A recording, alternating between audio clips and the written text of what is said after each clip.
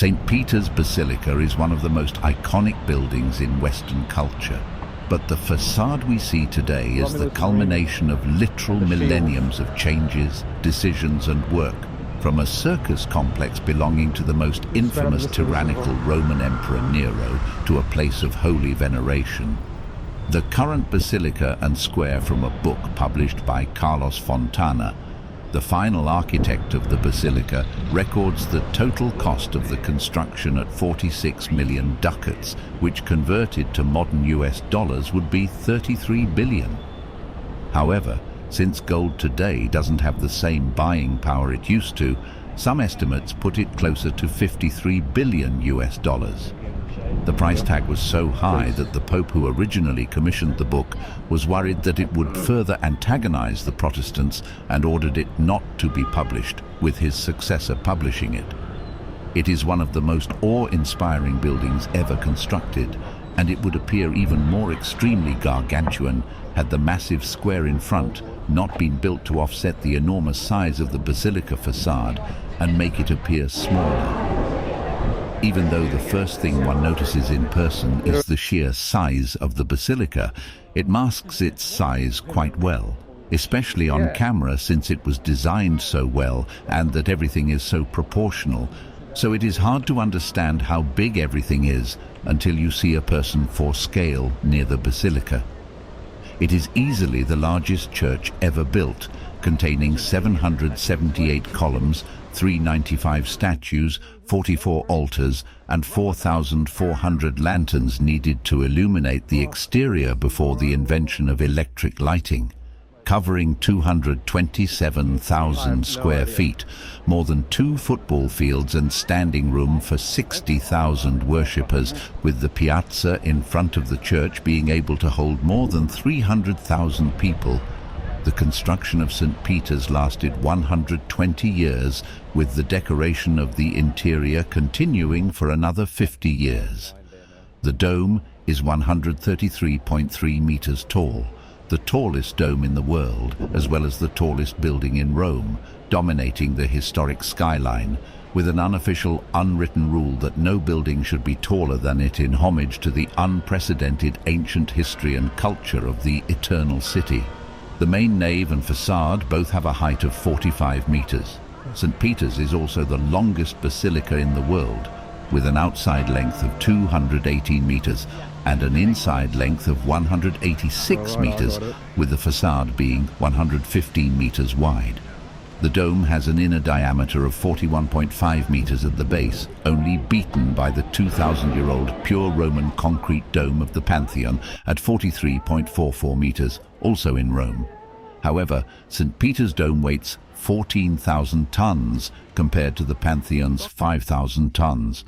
There were 5 main architects, the original architect being Bramante, replaced by Raphael in 1515, who reduced the tower sizes.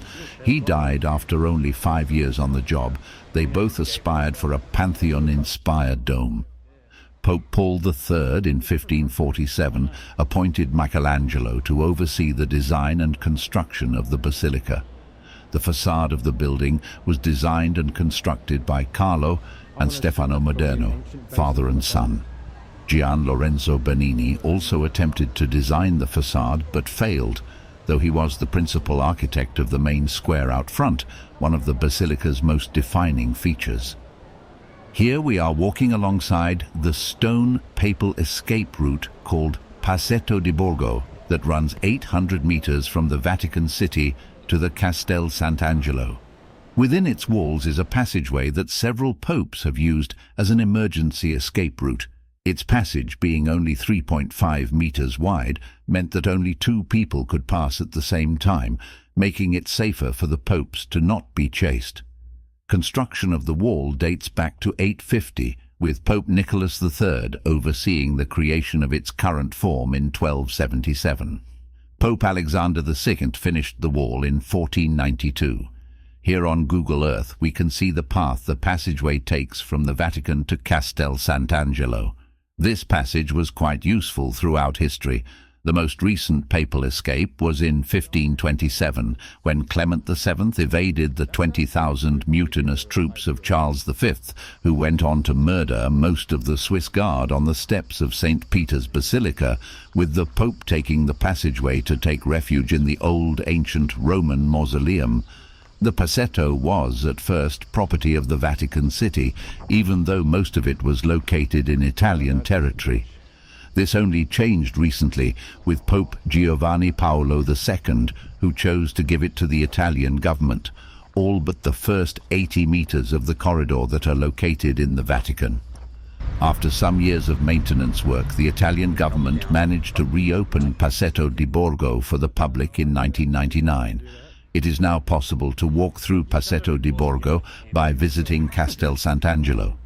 Here we are outside enjoying the views of the ancient 2,000-year-old Roman mausoleum dedicated to Hadrian, now Castel Sant'Angelo. You can see where the passageway from the Vatican connects to this monument.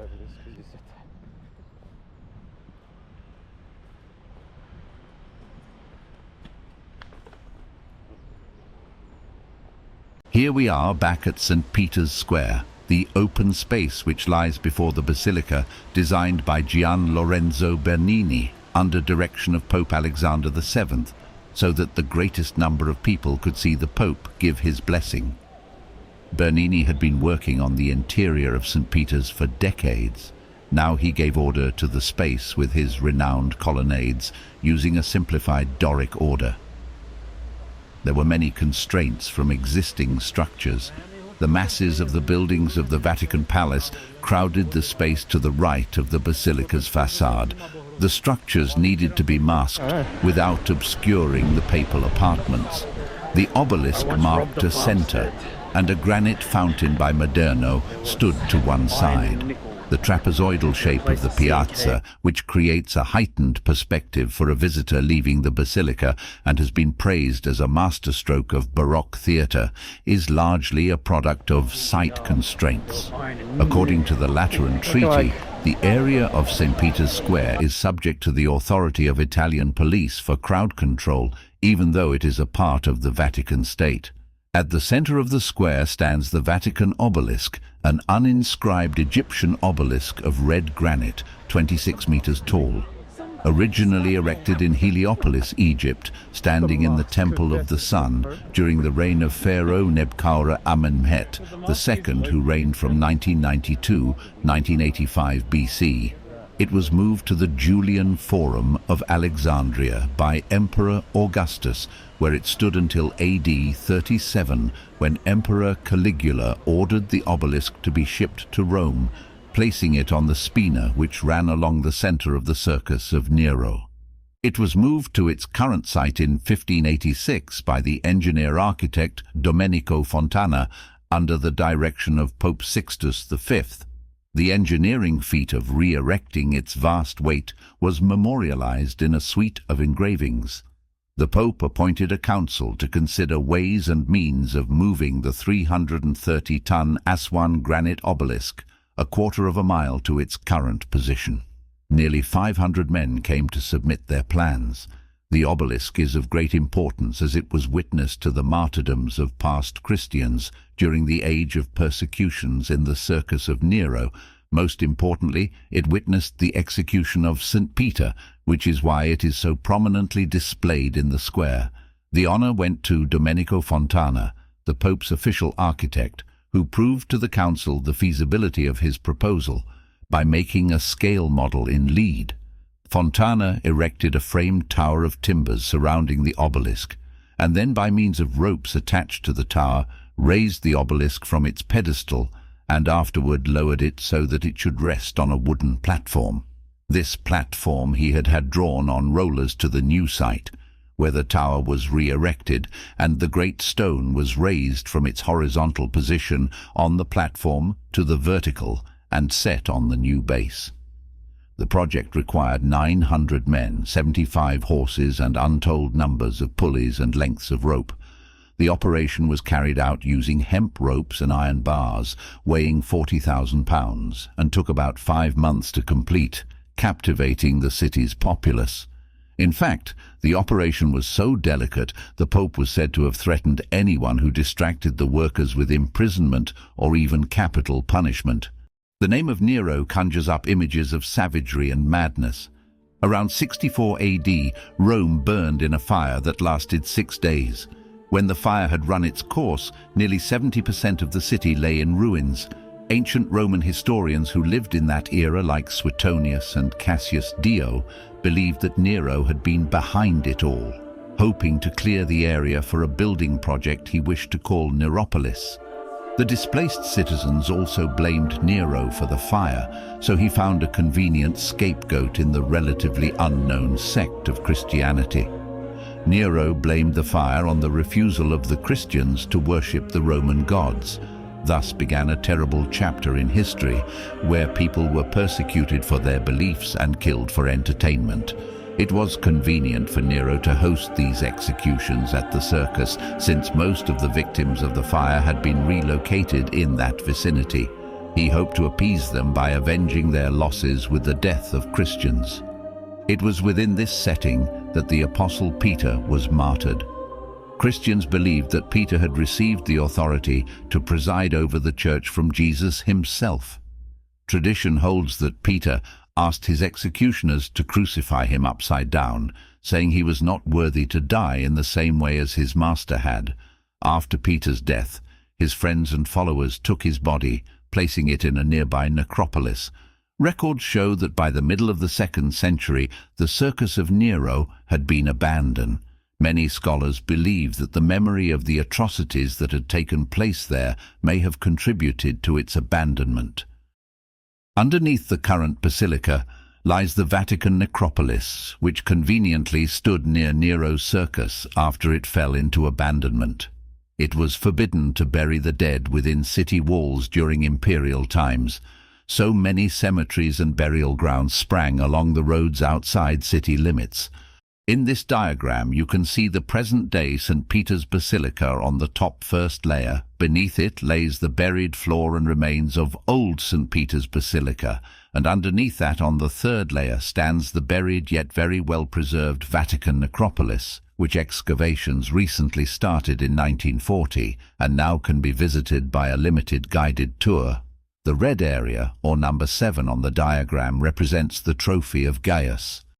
One of the differences between a cemetery and a necropolis is that cemeteries are usually for underground burial, while ancient necropolises are almost like dwellings for the dead. Christians venerated the bodies of saints, and particularly the bodies of martyrs. Because Peter was a very important martyr, it makes sense that his followers would have wanted to preserve his body without calling a lot of attention to it due to increased persecution. A very logical and convenient place was the Vatican Necropolis, adjacent to the Circus, where Peter's body would have gone unnoticed with all the others already resting there. As time went on, more and more Christians came to worship at the site of Peter's tomb. Around the year 150 AD, members of the church decided to build a better marker to assist the pilgrims. This monument became known as the Trophy of Gaius. The Trophy of Gaius was intentionally built to resemble a pagan monument, a shrine known during Roman times as edicula. Ediculae were household shrines dedicated to the Lares, the deities protecting the house and family. In the case of the Trophy of Gaius, the structure was large enough to accommodate a platform for a man to climb and preach Mass, while at the same time having a view of the road. The area surrounding the platform was used to perform baptisms. The marker's name references Gaius, who was a Christian living in Rome around the year 200 AD. Gaius was famous for having exchanged letters with a man called Proclus, where he argued the importance of Rome as a center of Christianity. In the year 312 AD, Constantine defeated his rival Maxentius at the Battle of the Milvian Bridge. By the end of 324 AD, he emerged as the sole ruler of the Roman Empire. Constantine ascribed his victory to the intervention of the Christian God.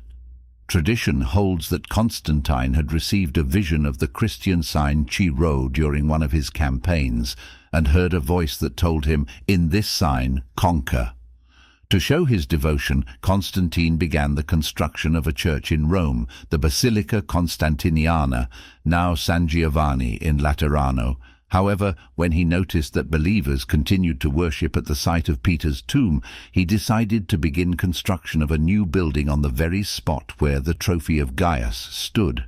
It was to be built on the ruins of Nero's Circus from 326 AD. From 65 AD to 313 AD, Christians in the Roman Empire were forced to practice the beliefs in hiding. For 248 years, Christians risked their lives to follow Jesus Christ. Emperor Constantine in 313 AD stopped the persecution of Christians in the Edict of Milan, which removed penalties for professing Christianity and returned confiscated property. Throughout his rule, Constantine supported the church financially, built basilicas, granted clergy exemption from certain taxes, and promoted Christians to government offices. Construction of the first St Peter's Basilica was begun on the orders of the Roman Emperor Constantine around 326 AD. Emperor Constantine wanted the apse of his basilica to be placed directly over this supposed tomb of St Peter. To accomplish this, he covered over the line of tombs of the Necropolis and built his basilica along the north side of the ruined Circus.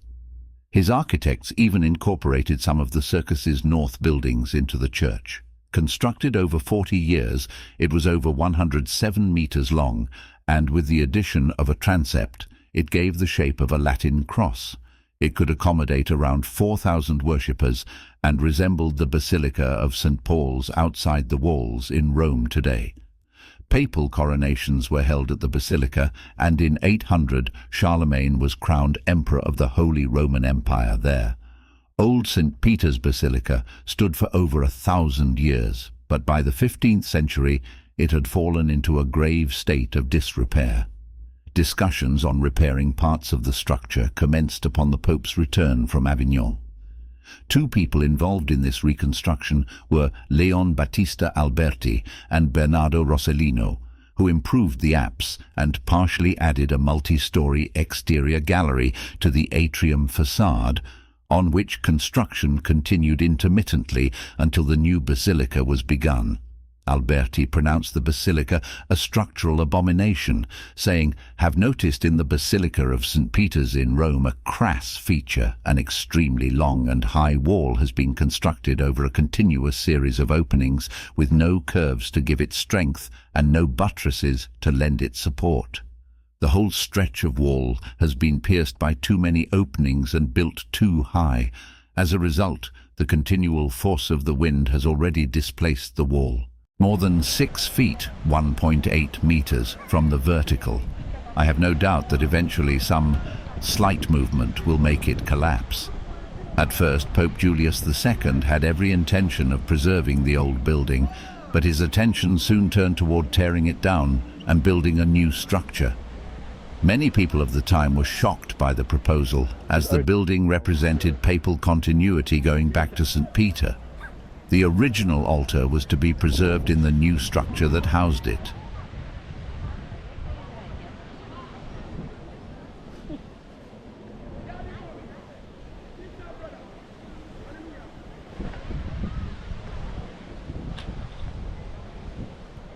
Pope Julius II decided to build a new basilica in 1505.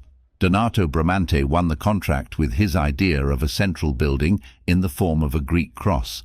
Work started in 1506. The old basilica was gradually demolished and replaced by the new construction. The new basilica was built 1 floor above the old basilica, and the grottos of St. Peter's Basilica are now on the floor of the old basilica. Julius died in 1513, Bramante in 1514. As successor to Bramante, Raffaello Sanzio was appointed together with other architects. Raffaello returned with his plan to the layout of a 3-aisled basilica. After Raffaello's death, Antonio da Sangallo the Younger followed in 1520, together with Balthasar Peruzzi. Antonio's plan shows the church towers that were to be built on the right and left over the porch. However, the work was interrupted again in 1527 due to the looting of Rome by the mutinous, unpaid troops of Charles V. In 1538 it went on under Pope Paul III. But Antonio knew that he would not see the end of the work, and so he built a wooden model of his plans. The model is located under the roof of St Peter's Basilica and unfortunately cannot be viewed today. After the death of Antonio di San Gallo in 1546, Michelangelo Buonarroti followed, who was already 70 years old at the time. Michelangelo returned to the idea of the central building. In his plans, you can see the reinforced pillars for the dome he designed. Michelangelo died in 1564, and the dome was completed in 1590 by Giacomo della Porta. In 1603, Pope Clement VIII commissioned the architect Carlo Maderno to complete the basilica. The three-nave longhouse was added to Michelangelo's central building. This corresponded to the floor plan of the old basilica and the shape of the Latin cross. Maderno also built the porch and facade. The new basilica was consecrated by Pope Urban VIII on November 18, 1626. However, construction was interrupted in 1622. The extension for the steeples made the facade wider. Bernini started to continue building the steeples. However, there were serious problems with the foundations and the steeples had to be demolished again. The bell house is therefore under the clock on the left side of the facade. There are 6 bells in it. The oldest is the Campana della Rota from 1280 with a weight of 1,735 kilograms. The facade of St. Peter's Basilica was built by Carlo Maderno. He was also responsible for the construction of the long nave and the porch, which were attached to the central building designed by Michelangelo. In order to not cover Michelangelo's dome, the facade had to remain as low as possible. The columns of the facade are laid out in a colossal order, which means that the columns go over several floors. There are 5 passages to the portico with bronze grills on the lower floor. On the upper floor, there is the Hall of Blessings, Aula del Benedizione, with 5 balconies. The middle balcony is the Lodge of Blessings, from which the Pope gives the Urbi et Orbi blessing. The newly elected Pope is also announced on the balcony. Jesus, John the Baptist and the 11 apostles are enthroned above the facade. Peter is missing because the basilica is dedicated to him. His statue is also on the left in the forecourt. The statues are around 5.7 meters or 18 feet and 7 inches tall.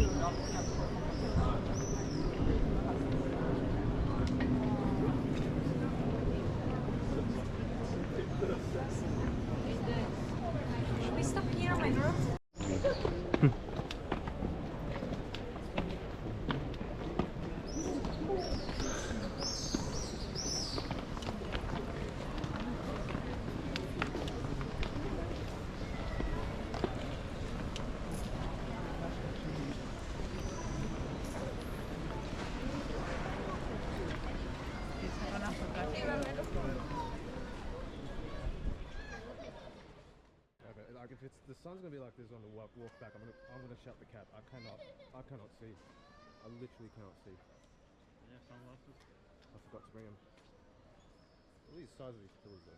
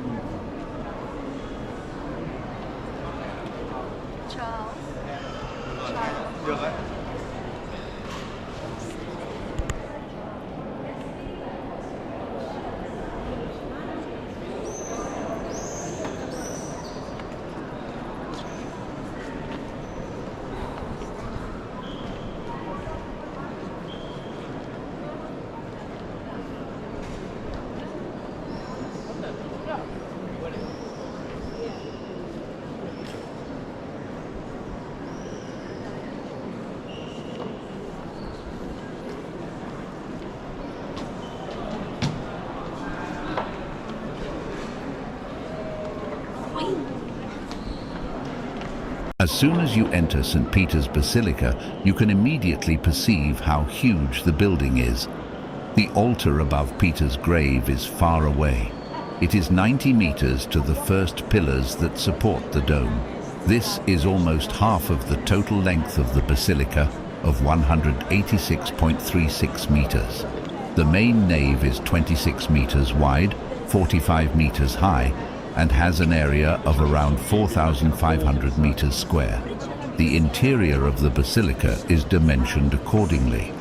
The little angel statues who hold the basins of holy water are almost 2 meters high. The figures of the founders of the orders in the niches are 4.5 meters high in the lower row and 5.5 meters in the upper row. There are 3 chapels in each of the aisles. The chapel with Michelangelo's Pieta is just to the right of the entrance. Almost every flat artwork in the basilica is made from mosaics, which is why flash photography is allowed. Even the large artworks on the wall, which appear to be painted at first glance, are actually extremely detailed mosaics.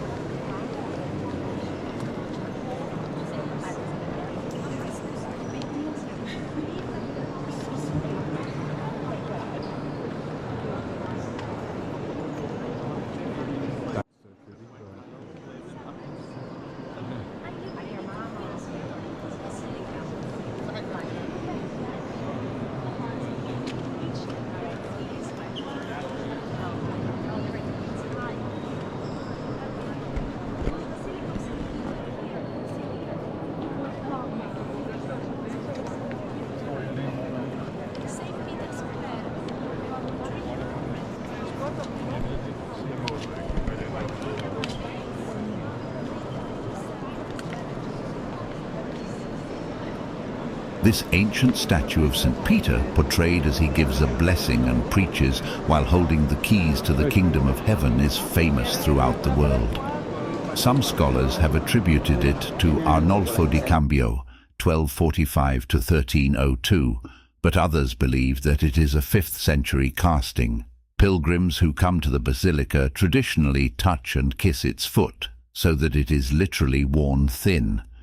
In the Middle Ages, pilgrims who reached Rome touched and kissed the foot of the statue and prayed to St. Peter, asking that he be merciful and open the gates of heaven for them if they died during the pilgrimage. On the 29th of June, the feast of St. Peter, the statue is clothed with an white linen, white vest reaching to the feet, tiara, a long scarf, a red cloak and a ring so that it practically seems to come to life. Fine marble, Sicilian jasper, green porphyry, and the marble of St. Peter decorate the pedestal. Behind it, there is what seems to be a fine brocade draping. However, it is actually a mosaic. Above the baldachin, in a circular mosaic, is a portrait of Pope Pius IX, 1847 to 1878, the first pope who in 19 centuries reigned longer than St. Peter himself, who had led the church for 25 years. Pius IX sat on Peter's throne for 31.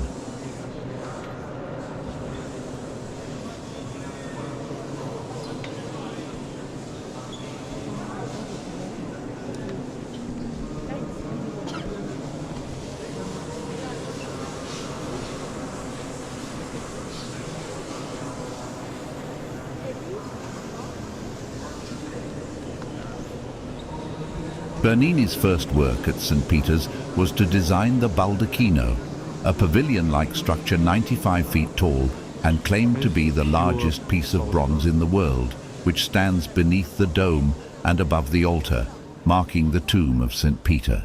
Their twisted barley sugar shape had a special significance, as they were modeled on those of the Temple of Jerusalem and donated by the Emperor Constantine.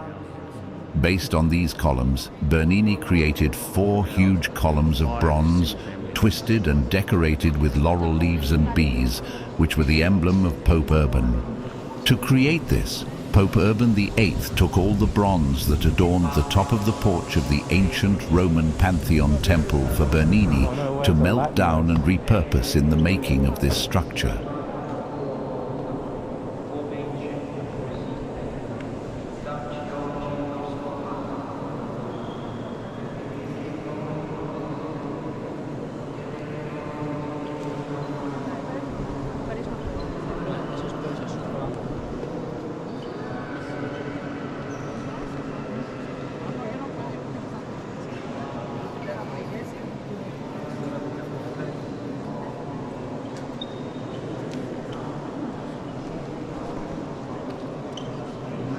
You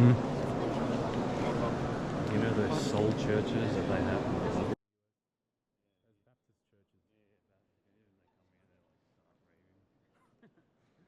They're like an offshoot of Protestantism. I think they would be absolutely.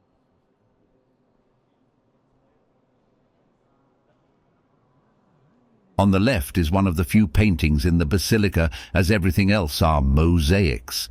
It is Our Lady of Perpetual Help painted on wood, made in the 12th century, embellished with the rarest alabaster, amethysts and other semi-precious stones, and 4 superb columns of African marble and green porphyry created by Girolamo Muziano, 1528 to 1592.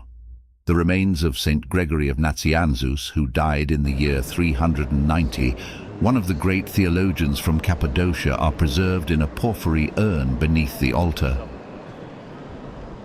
Yesterday, that guy finally gets in.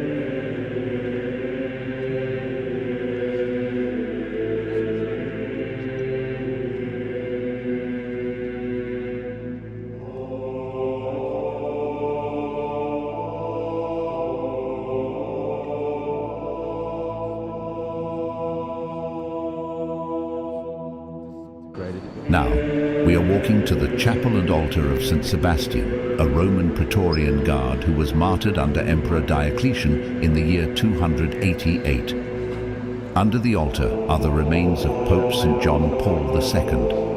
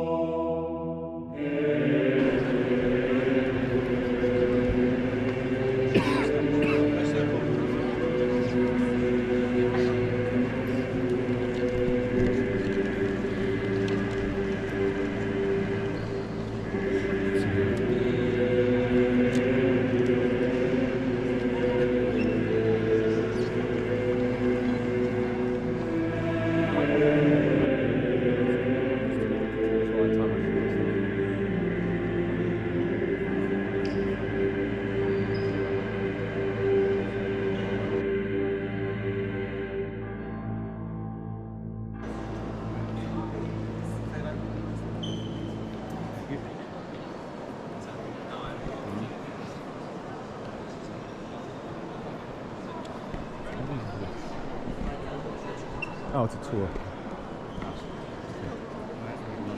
Yep.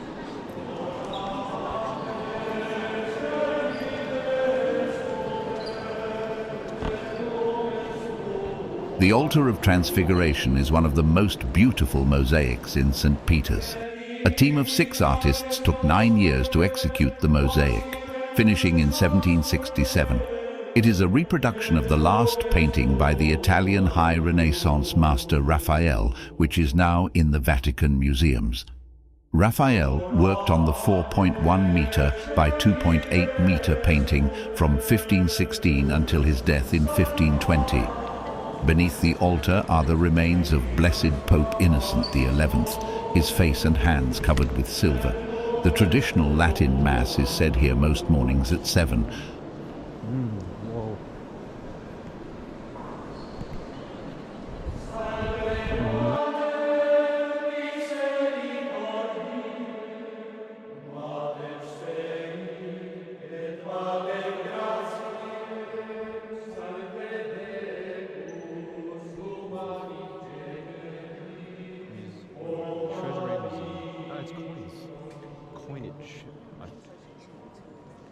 I guess, because it says treasury. That might also mean just gold.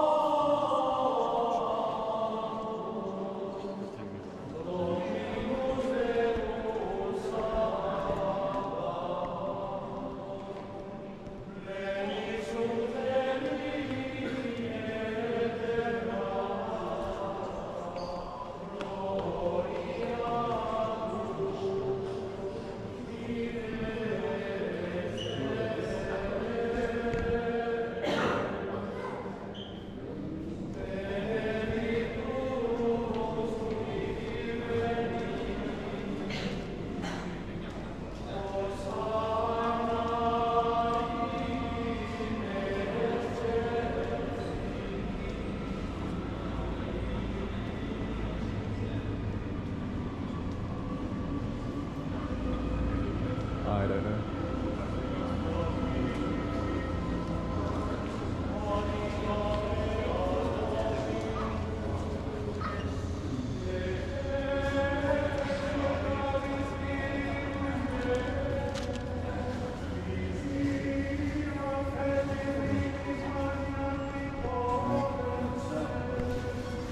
The left transept of the basilica is used for daily mass and has 3 altars. On the left is the altar of the crucifixion of St. Peter. The altar is very close to the actual site where St. Peter was crucified upside down. In the middle is the altar of St. Joseph. On the right is the altar of St. Thomas. Again, all 3 are mosaics, as are the majority of artwork in the basilica, which means flash photography is allowed. It's basically like multiple separate. On the immediate left is Bernini's last great masterpiece, a monument to Pope Alexander VII in 1678.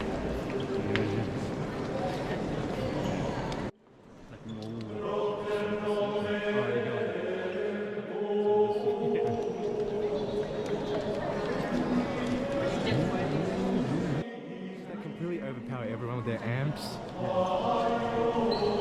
their rock guitar. The altar of Our Lady of the Column is an image of the Blessed Virgin painted on a column of marble, which was part of the central nave of the old basilica.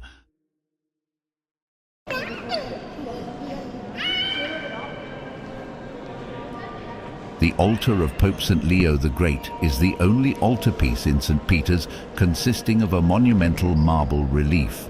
It depicts the meeting between St. Leo and Attila the Hun. Attila and the Huns were advancing on Rome in AD 452, demanding the sister of reigning Emperor Valentinian III to be sent to him with a dowry. In response, the emperor sent 3 envoys, including Pope Leo. Without the requested bride and dowry, the Pope's words were still convincing enough to persuade Attila to not attack Rome. He told his troops that when the Pope spoke, he saw the threatening figures of Peter and Paul with drawn swords before him. This is depicted in the marble sculpture by Alessandro Algardi between 1645 and 1653. Historical records show Attila was also dissuaded from the fact the Visigoth king Alaric died shortly after sacking the city in 410. The meeting was also depicted by Raphael in a fresco, decorating a room in the Apostolic Palace in the Vatican. Pope Leo the Great is one of the most important popes in the Church's history, according to Pope Benedict XVI, and is the only pope apart from Gregory I to be recognized as a doctor of the Church due to his theological writings and contributions. Oh, is that Greek?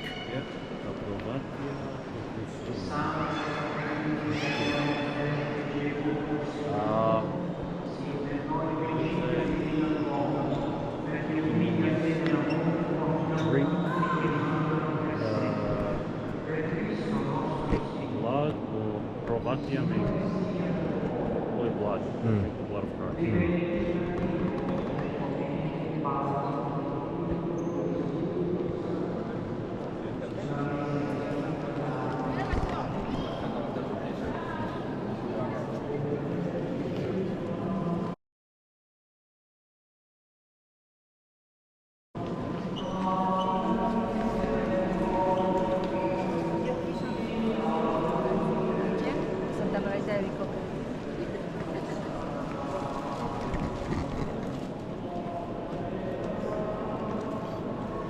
You want to read the full Greek? Never seen it before. Yeah.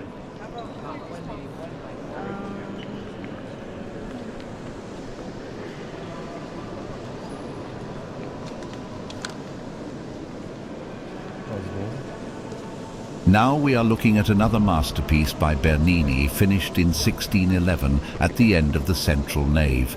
Encased in an ornate gilded bronze chair designed by Bernini is a relic, a wooden throne that tradition claims belonged to the apostle St Peter, the first pope, which he used as Bishop of Rome. Chair, or cathedra in Latin, or throne of a bishop, represents his authority as the shepherd of his flock and his teaching authority. It is from this word that we get the word cathedral, which is the mother church of a diocese, where the diocesan bishop celebrates Mass and where there is a special chair for him. It is prominently displayed in the center of the apse of the basilica, behind the main altar and beneath the round illuminated window depicting the Holy Spirit in the form of a dove. The light streaming through the window illuminates the sun rays and sculpted clouds around it.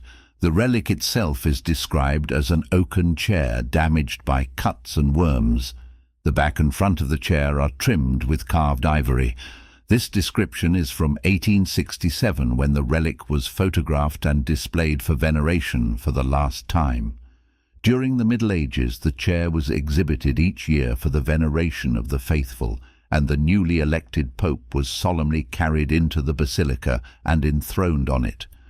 Pope Alexander VII had the ivory-covered chair put into the gigantic bronze cathedra with the statues of the doctors of the Church, St Ambrose and St Augustine of the Roman Church, and St Athanasius and St John Chrysostom of the Greek Church. The religious significance is extremely clear. The doctors of the Church were always consistent with Peter's teachings as they expounded theological doctrine.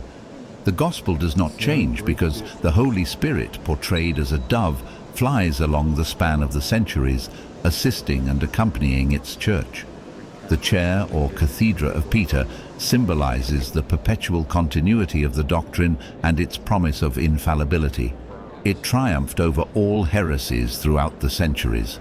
The fine alabaster window, surrounded by golden clouds and angels flying between rays of light, casts a mystical warmth through the basilica, especially in the afternoon.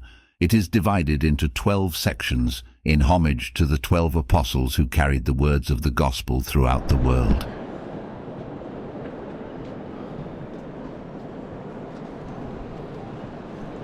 Here we are directly under Michelangelo's dome, where we can see the beautiful mosaics up close. To get to this level, there are 231 stairs or an elevator.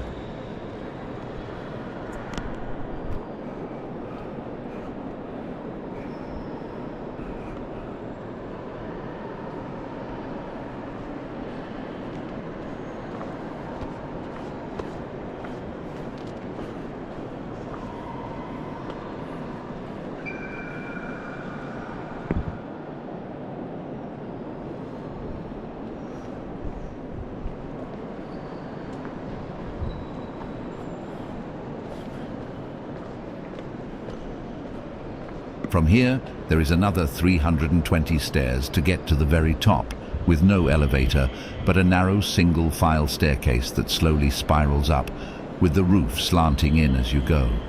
At the very end, it gets narrower and narrower until there is an extremely narrow corkscrew staircase.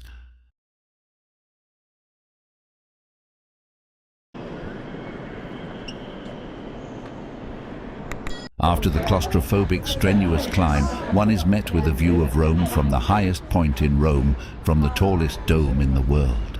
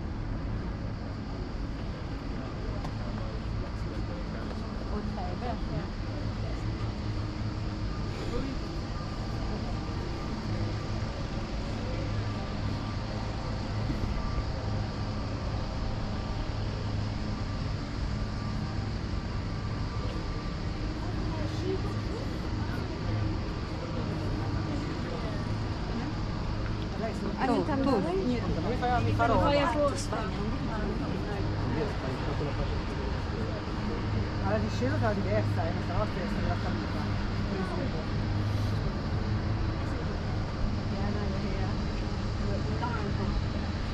Anche perché non abbiamo incontrato nessuno che scendeva. Abbiamo fatto la foto di là. Ci faccio vedere tutto. Allora torno io a testa.